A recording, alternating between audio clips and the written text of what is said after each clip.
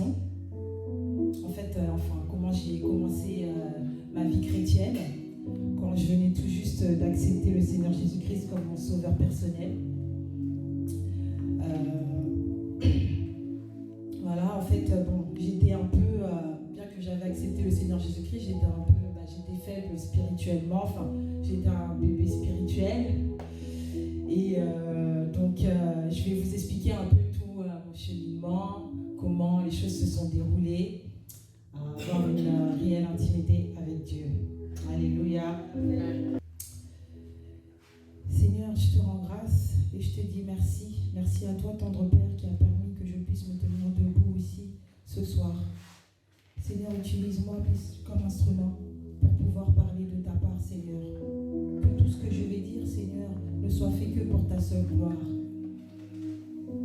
Et que tout dispose les cœurs, Seigneur, de tous ceux qui sont là, Seigneur, afin qu'ils puissent avoir leur part et qu'ils puissent rentrer chez eux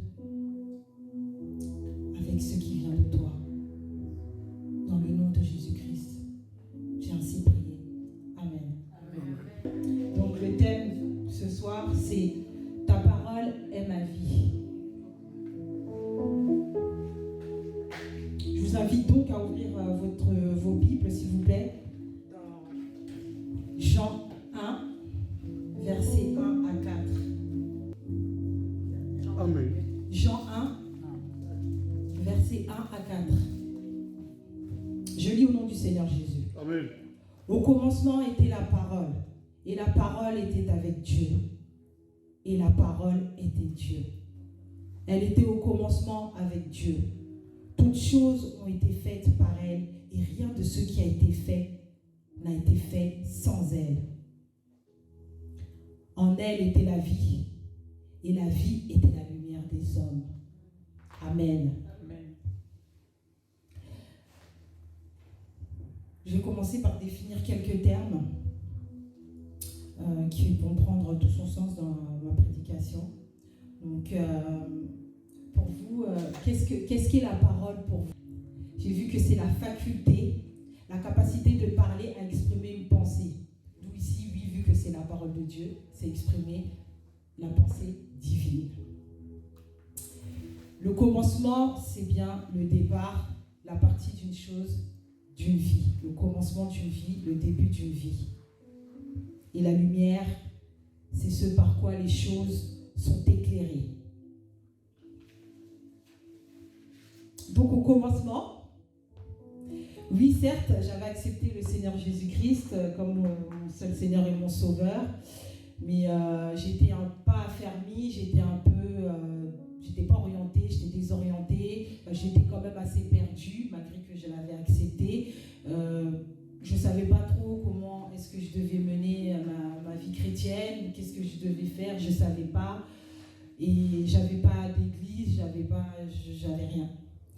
Et par la suite, en fait, j'ai fait la rencontre d'un homme de Dieu qui s'appelait un prophète des nations. Et il s'est avéré avec le temps que même si des fois on priait ensemble, moi je trouvais que je ne connaissais pas la parole de Dieu, je ne connaissais rien, je ne savais pas même comment prier. J'essayais de prier en bricolant, quoi. Je bricolais un peu, mais c'était fragile. Et lui, ce prophète et tout, il me parlait que de miracles. Oh, moi je fais des miracles, moi je suis le prophète tic-au-tac, dès que j'arrive, je dis un truc, tout de suite il y a le miracle qui s'accomplit, il y a la gloire de Dieu qui descend sur moi, tout ça. Il disait que moi je fais des miracles, je fais ci, je fais ça. Bon, il essayait un peu de m'impressionner parce que moi je connaissais pas grand chose, donc c'était facile de m'impressionner. Et il me disait aussi que pour que Dieu intervienne dans ta vie, pour qu'il fasse quelque chose dans ta vie, il faut que tu donnes une offrande qui est proportionnelle à comment tu vois ton Dieu. Tu dois m'envoyer ton offrande pour que Dieu te délivre, pour que Dieu intervienne pour toi, tout ça. Et comme ça, lui, il ira, soi-disant, à la montagne pour aller prier. Donc, il me disait beaucoup de choses.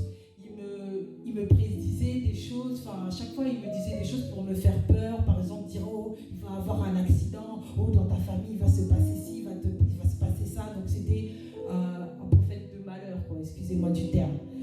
avait que ça. Oh, Dieu m'a dit. Oh, Dieu veut. Dieu m'a dit. Dieu ceci. Dieu cela. Dieu m'a dit. Comme Dieu ne parlait qu'à lui.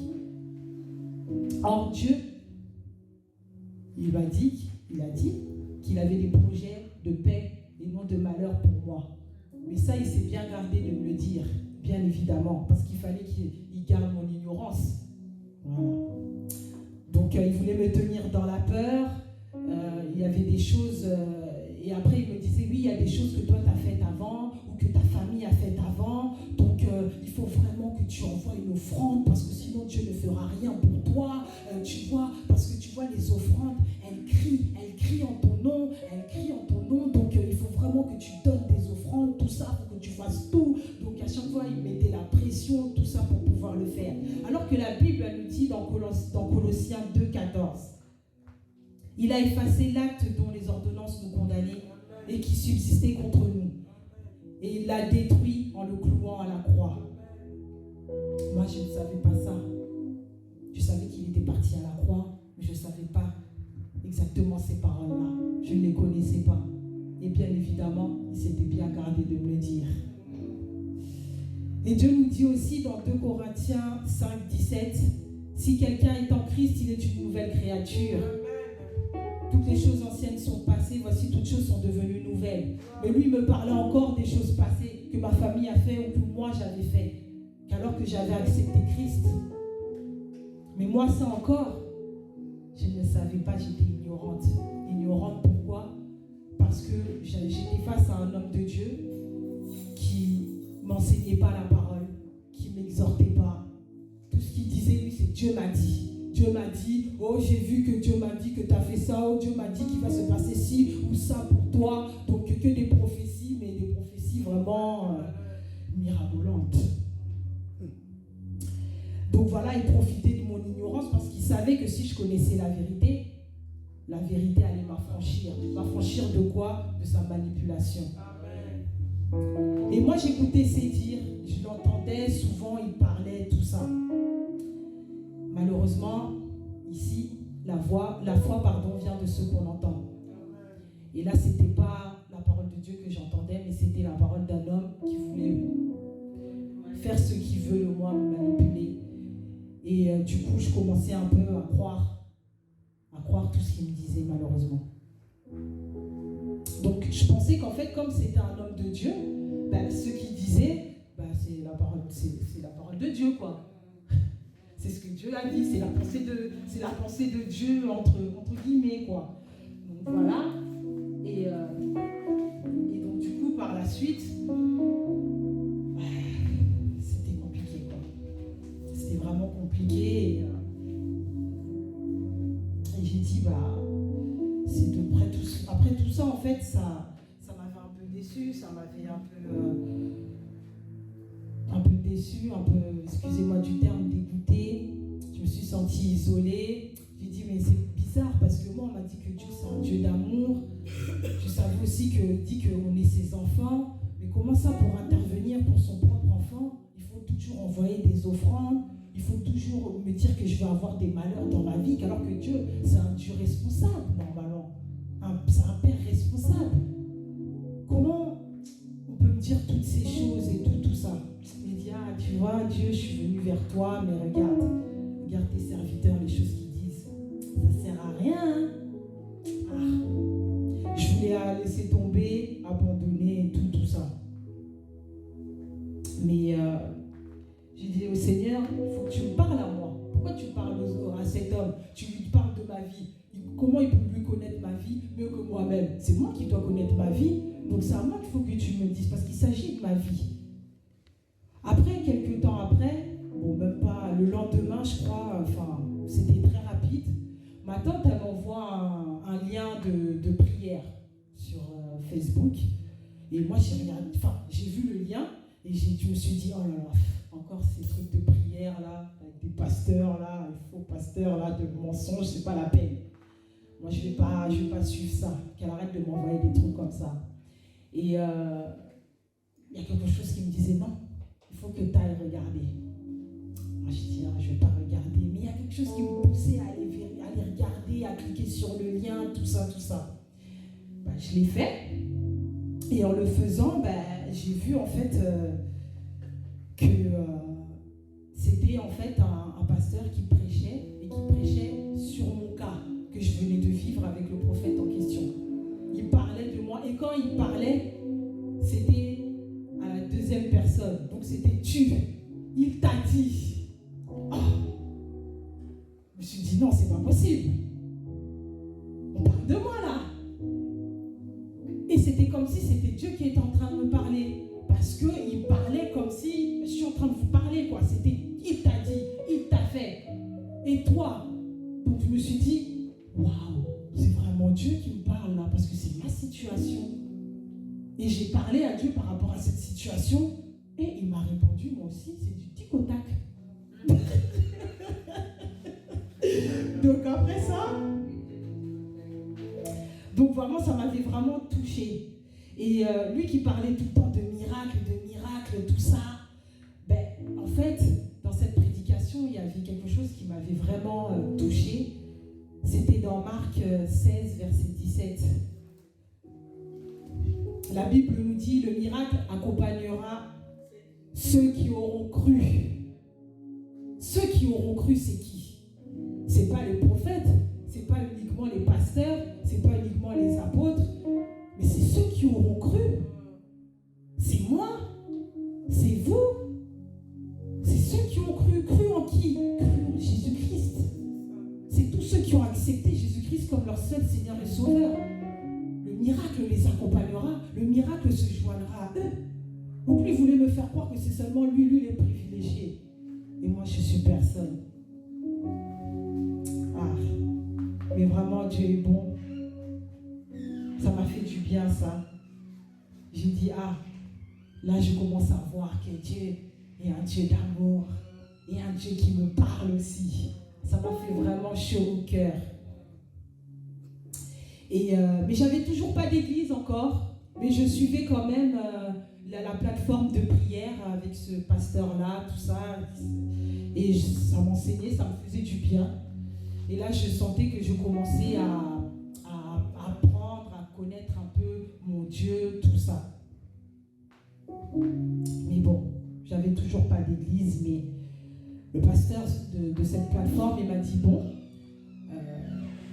tu as besoin d'un suivi, d'un encadrement. Moi, je suis loin, je suis en province, donc je ne pourrais pas t'encadrer.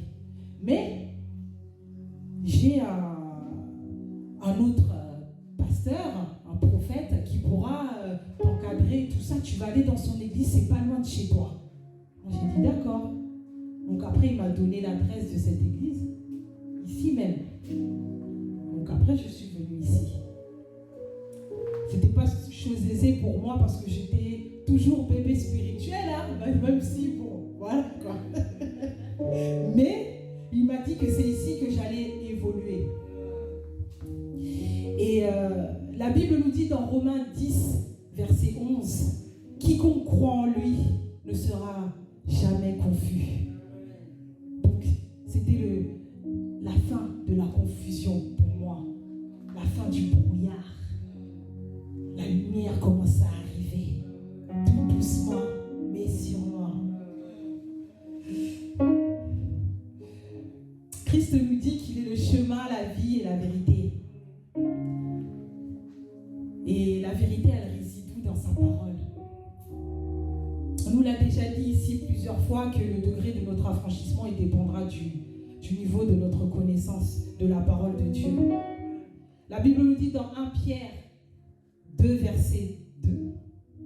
Désirez comme des enfants nouveau-nés le lait spirituel et pur, afin que par lui vous croissiez pour le salut. Le lait spirituel, c'est la parole de Dieu. Le lait pur, c'est la parole de Dieu qui est une lampe à nos pieds et une lumière sur nos sentiers. J'ai commencé à voir clair pour ma vie. J'ai commencé à voir clair. Dieu commençait aussi à me parler beaucoup. Et cela me réconfortait, me disait, oui, je suis dans le bon chemin. Ah oui, le chemin qui est Jésus-Christ de Nazareth. C'est par là aussi que j'ai pu aussi voir en fait que certainement Dieu me préparait. C'est vrai que j'ai rencontré ce prophète-là, mais ce n'était pas pour le mal. C'était pour me former aussi. C'était aussi pour m'enseigner, pour me dire, il faut aller aussi chercher dans la Bible. Il faut aller chercher dans ma parole, dans ma volonté absolue.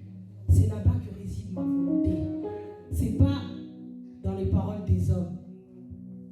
Il faut plus écouter la parole de Dieu que la parole des hommes.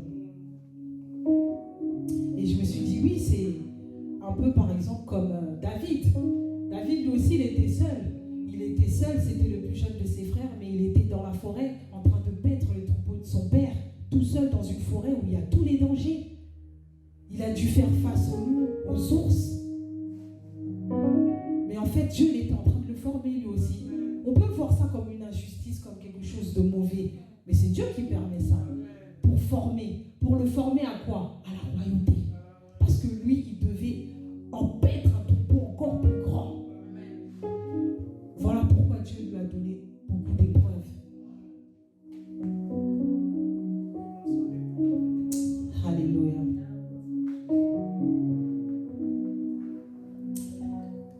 Mais Dieu, il a dit qu'il parle tantôt d'une manière, tantôt d'une autre. Mais que ce livre de la loi m'a dit qu'il ne s'éloigne point de ta bouche. Médite-le jour et nuit afin d'y agir fidèlement. Tout ce qui est écrit. C'est alors que tu réussiras et c'est alors que tu auras du succès dans ton entreprise. Je ne sais pas si toi aussi qui m'écoutes, qui est connecté, si toi aussi tu as vécu ce genre de choses, des choses qui découragent. Mais Dieu nous dit toujours dans Josué 1, verset 9, fortifie-toi et prends courage. Ne t'épouvante point, ne crains point, car l'Éternel, ton Dieu, est avec toi dans tout ce que tu entreprendras. Une fois que tu l'as accepté comme ton Seigneur et ton Sauveur, il est avec toi dans tout ce que tu entreprends. Même si tu as l'impression qu'il n'est pas là parce que tu te dis, on me fait des trucs pour me décourager, on me fait ci, on fait ça, mais Dieu, il est là, il te forme. Il dit, reste là, je te forme. Et le jour où il va commencer à te parler, là aussi, ce sera tic au tac. Alléluia. Donc, voilà. Et pour finir, la Bible nous dit, mais à tous ceux qui l'ont reçu, à tous ceux qui croient en son nom, elle a donné le pouvoir de devenir enfant de Dieu. Dans Jean 1, verset 12. Il est important de connaître la parole de Dieu.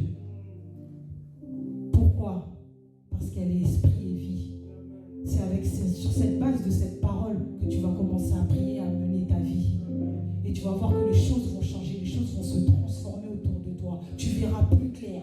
Là, tout va s'éclairer dans ta vie. Parce que tu es un enfant de Dieu. Dieu t'a donné des pouvoirs. Dieu nous a donné des pouvoirs, mais on dirait qu'on ne sait pas. Il nous a donné des capacités de pouvoir créer notre monde, comme ils disent les Congolais. Salam qui est oui. Dieu nous a donné ce pouvoir-là de créer notre monde par le biais de la parole, mais aussi en se référant dans ce qu'il y a dans sa parole. Tel il est, tel nous sommes. Alléluia. Voilà. Je ne dis pas que il ne faut pas croire aux hommes de Dieu, tout ça, c'est tous des escrocs. Non. Je ne dis pas ça. Je ne veux pas que vous sortez de cette prédication en pensant que la sœur Sandy a dit qu'il ne faut pas. Non. Il y a des vrais, mais il y a aussi des faux. Il y a aussi des vrais. La parole a permis, en fait, de me transformer, d'avoir un cheminement avec Dieu, de le connaître, de savoir que quelqu'un peut me dire il est écrit, moi aussi je peux me permettre de dire il est aussi écrit. Que si quelqu'un sort la parole de Dieu hors de son contexte pour essayer de manipuler quelqu'un, mais là je pourrais dire non, c'est pas ça. Dieu est là pour nous éclairer. Dieu est là pour nous orienter. Mais si tu n'ouvres pas la parole, si tu n'ouvres pas ta Bible, Dieu ne va rien te dire. Il ne fera rien pour toi. Il y a des fois même, j'étais comme ça, je peux ouvrir ma Bible. Par exemple, je ne sais pas, je ne suis pas bien. Je veux juste ouvrir ma Bible et je tombe directement sur un verset qui va me consoler. Et il va s'adresser à moi, tu. Je suis l'Éternel, ton Dieu. Toujours à la deuxième personne du singulier. Pour te montrer que c'est moi l'Éternel. Tu sauras que je suis l'Éternel. Et vous saurez que je suis l'Éternel. Alléluia. Voilà. Dieu est toujours derrière sa parole pour l'accomplir. Alors maintenant, j'espère que cette parole vous a fait du bien, vous a édifié. Maintenant, mon frère et ma sœur, je vais vous inviter à vous incliner dans la prière.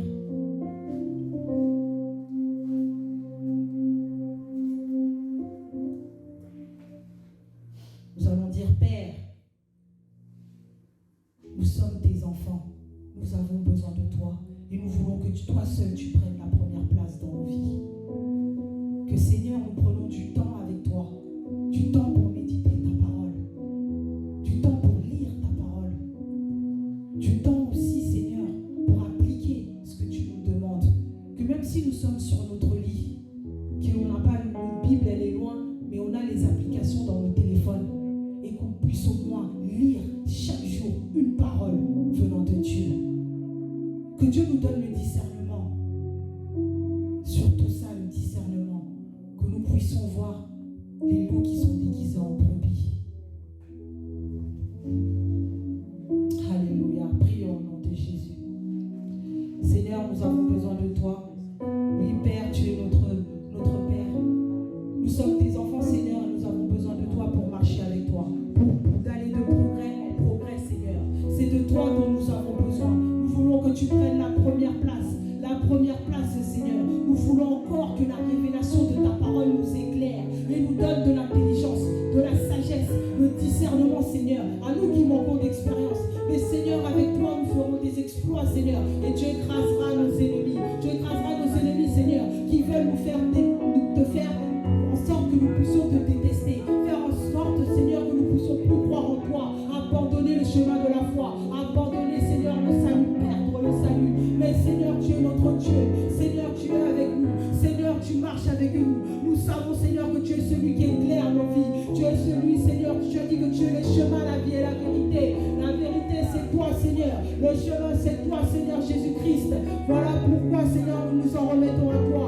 Donne à chacun de nous le discernement. Que nous ayons les yeux ouverts, Seigneur. Les yeux ouverts, Seigneur, pour ne pas tomber, Seigneur, dans le projet de l'ennemi, dans le filet de l'oiseleur, Seigneur. Alléluia. Dans le nom de Jésus. Alléluia.